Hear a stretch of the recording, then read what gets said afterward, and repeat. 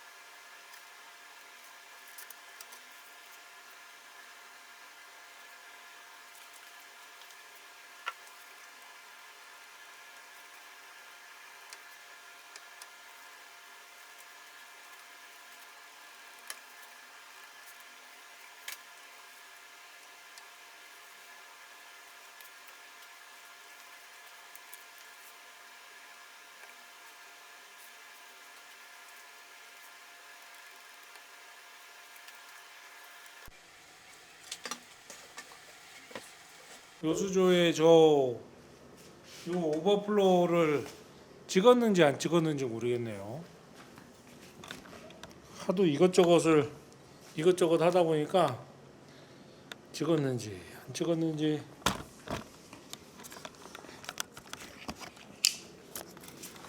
일단 요거는 요렇게, 이게 지금 오버플로우는 붙였고요. 오버플로우 여기 구멍 옆으로 눕혀 놓은 거예요. 자, 지금은 요거 백스크린 붙이고 이제 마무리 할 건데, 요거는 바닥도 붙일 거예요. 바닥 붙이고 저쪽 붙이고 그럴 겁니다.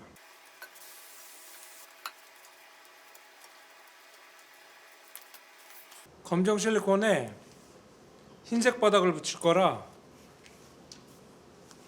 마무리가 아주 잘 돼야 됩니다.